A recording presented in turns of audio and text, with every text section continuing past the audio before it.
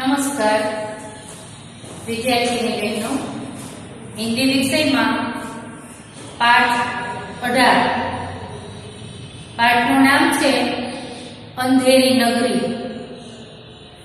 એના લેખક છે ભારતેન્દુ હરિશ્ચંદ્ર. એમનો જન્મ 1850 ઈસવીસનમાં અને નિધન સન 1885 ઈસવીસનમાં.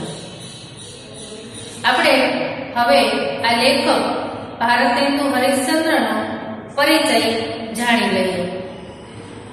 भारतेंदु हरिश्चंद्र आधुनिक हिंदी साहित्य के पितामह कहे जाते हैं. वे हिंदी में आधुनिकता के पहले रचनाकार थे. इनका मूल नाम हरिश्चंद्र था. भारतेंदु उनकी उपाधि थी. हिंदी साहित्य में आधुनिक काल का प्रारंभ भारतेंदु हरिश्चंद्र से माना जाता है.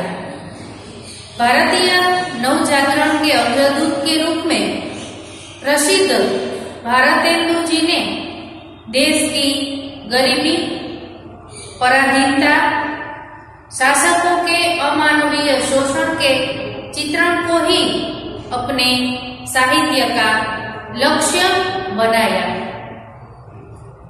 हिंदी को राष्ट्रभाषा के रूप में प्रतिष्ठित करने की दिशा में उन्होंने अपनी प्रतिभा का उपयोग किया. भारतेंदु बहुमुखी प्रतिभा के धनी थे. हिंदी पत्रकारिता, नाटक और काव्य के क्षेत्र में उनका बहुमूल्य योगदान रहा. हिंदी में नाटकों का प्रारंभ भारतेंदु हरिश्चंद्र से माना जाता था. भारतेंदु ने हिंदी नाटक की नींव को सुदृढ़ बनाया. उन्होंने हरिश्चंद्र पत्रिका, कवि वचन सुधा और बाल प्रबोधिनी पत्रिकाओं का संपादन भी किया. वे उत्कृष्ट कवि, सशक्त व्यंग्यकार, सफल नाटककार, जागरूक पत्रकार तथा ओजस्वी गद्यकार थे. इसके अलावा वे लेखक, कवि, संपादक, निबंधकार एवं कुशल वक्ता भी थे. इनकी प्रमुख रचनाएं भारतेंदु कला, वैदिक हिंसा न भौतिक, सत्य हरिश्चंद्र, भारत दुर्दशा, अंधेरी नगरी, पूर्ण प्रकाश, चंद्रप्रभा आ एक उपन्यास है.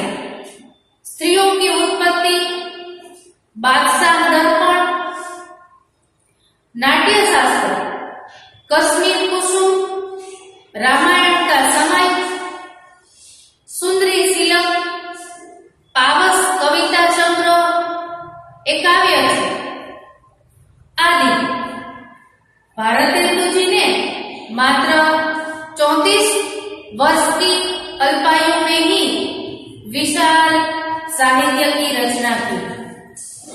35 वर्ष की आयु में उन्होंने मात्रा और गुणवत्ता की दृष्टि से इतना लिखा, इतनी दिशाओं में काम किया कि उनका समूचा रचना कर्म पथदर्शक बन गया. आपका महान साहित्यिक कर्म देवी शक्ति से प्रेरित ही माना जाएगा.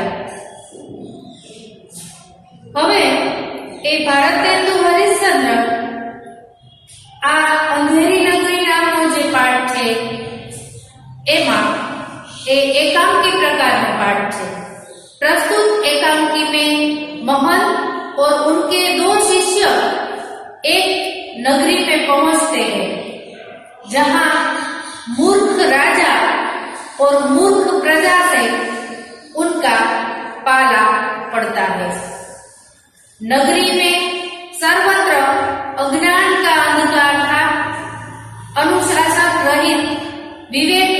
प्रजा में किसी से प्रेम आत्मीयता का नामो निशान दिखाई नहीं देता था। अच्छे बुरे में अंतर नहीं, सच और झूठ का ज्ञान नहीं, भाजी का मूल्य और खाजे का मूल्य 1%, यथा राजा तथा प्रजा, कहावत के अनुसार राजा भी मूर्ख और प्रजा भी मूर्ख। ऐसे लोग अपनी मूर्खता के कारण अपने विनाश का कारण बन जाते हैं।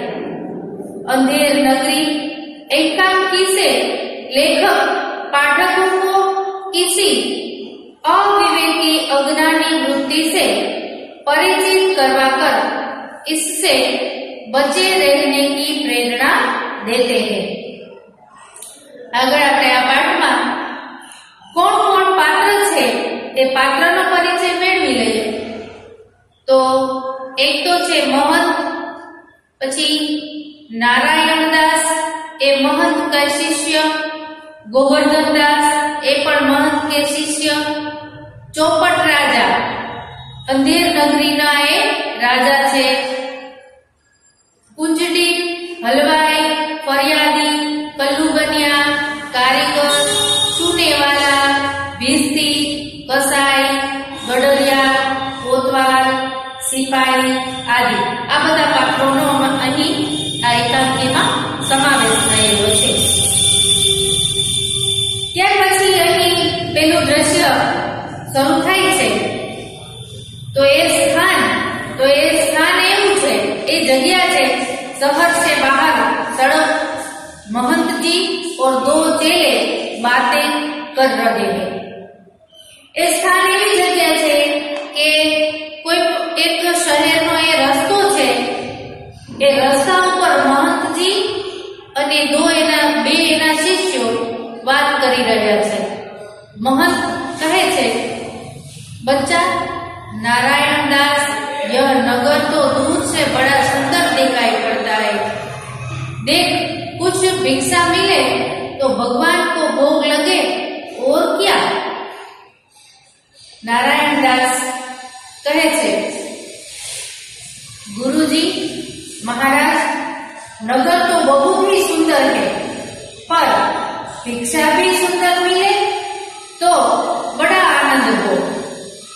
त्यारे महंत कहे छे, बच्चा गोवर्धन दास तू पश्चिम की ओर जा और नारायण दास पूर्व की ओर जाएगा।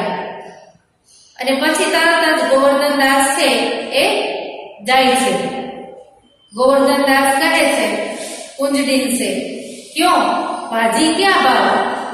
त्यारे कुंजडीन जवाब आपे छे, बाबाजी टके शेर। त्यारे गोवर्धन दास कहे छे, सब भाजी टके शेर, वाह वाह, बड़ा आनंद है, यहाँ सभी चीजें टके शेर। हलवाई के पास जाकर, क्यों भाई मिठाई क्या भाव। हलवाई जवाब आपे छे, टके शेर। गोवर्धन दास कहे छे, वाह वाह, बड़ा आनंद है, सब टके शेर क्यों। बच्चा, इस नगरी का नाम क्या है।